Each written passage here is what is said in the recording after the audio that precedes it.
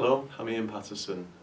Pleased to say I'm here today with Dr. Claire Brown, Associate Professor and Director of the Advanced Bioimaging Facility at McGill University in Canada. Welcome, Dr. Brown. Welcome to CoolLED. Until recently, microscope light sources have not been recognised for their effect on imaging quality. From your research, how is LED technology improving imaging quality? So I think having the ability to just use specific wavelengths at specific times has made a big difference in the amount of background that you might see in the images. Mm-hmm. And so you're getting a nice black background and increasing your signal, reducing your noise. And being able to really match up the wavelengths to the dyes that you're using, so you're not getting off excitation of other fluorescent probes. Mm-hmm. Getting crosstalk and those sorts of things in your images is another big aspect.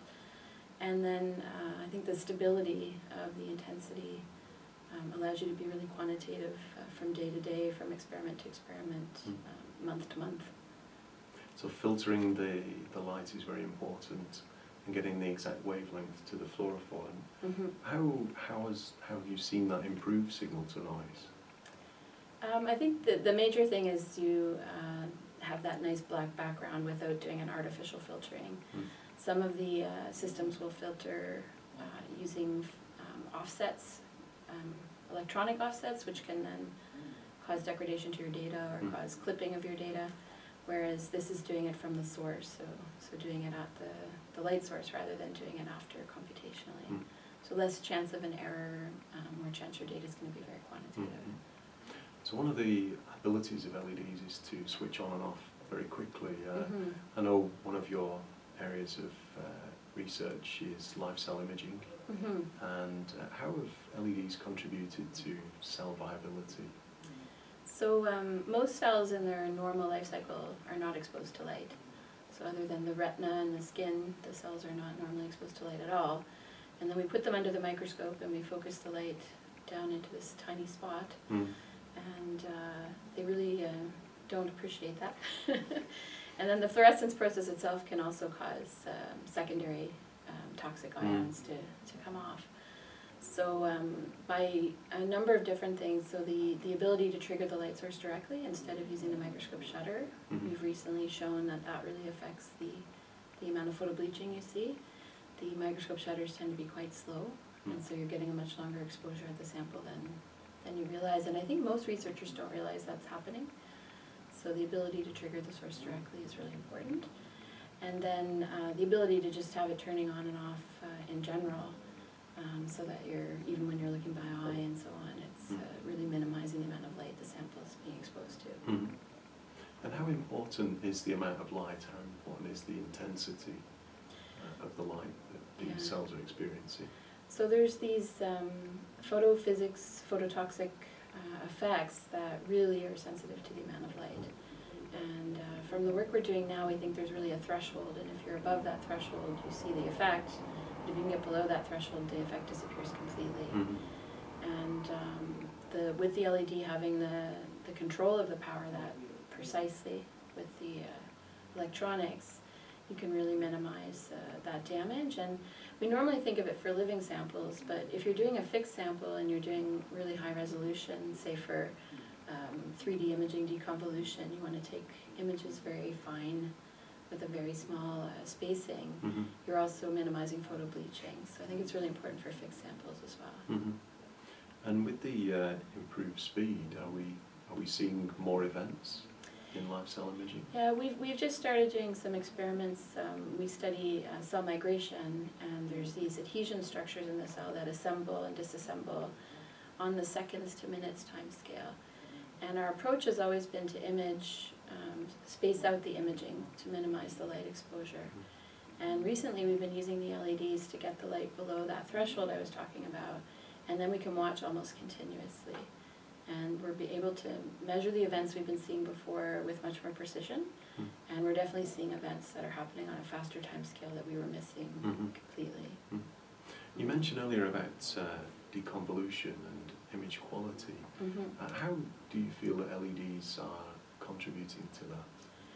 So I think the loss in background is a big part of it. The deconvolution algorithms have to deal with noise somehow, and if there's a lot of noise, it gets convoluted into the signal when you do the deconvolution, and can create artifacts and errors. So having that low background is really key. And then, as I mentioned, the lack of photo bleaching. If you can get the powers down and minimize the light between frames and so on, then you get much more signal. So how, from your experience of using our light sources, is the stability improved? So we've done quite a few measurements on stability, and the more traditional light sources, the metal halide, the mercury, they decay a lot over time. So we do experiments over about 300 hours, and they can decay by 20 or 30% in that period of time. And with the LEDs, it's a couple of percent, which I would even argue might be the bias of the measurement. You know, we measure it with on the objective lens with a power meter. So I would say it's probably even within the error of the measurement. If we look on even shorter time scales, the power change is a fraction of a percent. And with the mercury lamps in particular, you often would get flickering. So if the lamp wasn't burned in well, or it was near its end of life, you get a lot of flickering, which can be on the order of 4 or 5%, whereas the LED is less than a percent. So it's a huge difference. And we look at all different time scales. So for the fast time scale, it would be during the collection of maybe a Z-stack or a continuous image series. If you're going even from your sample at the beginning of your 3-hour session to the end of your 3-hour session, it would still be the same intensity. And then from week to week and month to month, it's pretty stable. So it's really important, I think, for the quantitative aspects. So at McGill, you have the green light microscopy program. Can you tell me a bit about that? So this is a program that was funded through McGill Sustainability Program, and we used it to replace our mercury-based light sources with LEDs. There were several aspects to it. We wanted to remove the mercury from the lab. We wanted to also, with the LEDs, you don't have to replace the bulbs, and we have about 20 microscopes, so we were replacing bulbs several times a week usually. And often when somebody was in the middle of an experiment or just about to start a critical experiment, and you're looking around to see if somebody's around to go and take care of that. So there's the downtime, the staff time, and then the waste of the mercury itself. So that's been really nice to have these light sources that are self-sufficient and don't have to be maintained on a regular basis. And then I think the scientific benefits we've talked about, the ability to tune the light electronically and to keep the powers at a reasonable amount, the stability for quantitative imaging. All of those things were easy, I guess, to sell this idea.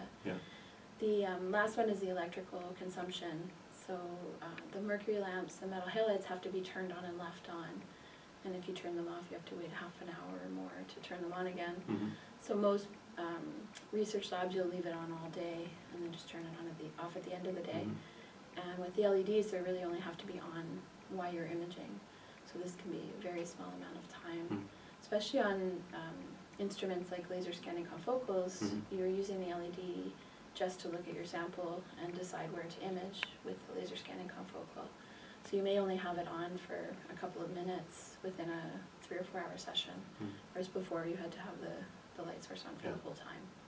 And the heat generated is not insignificant. Yeah, there's no heat generated as well, and also aspects from those other wavelengths as well, getting into infrared and UV type wavelengths that you have with the other light sources as well can cause heating and damage.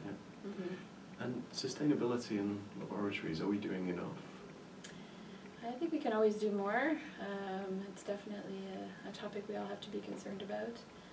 How can LEDs contribute to improving sustainability? So, I think getting the mercury out of the stream is a big one.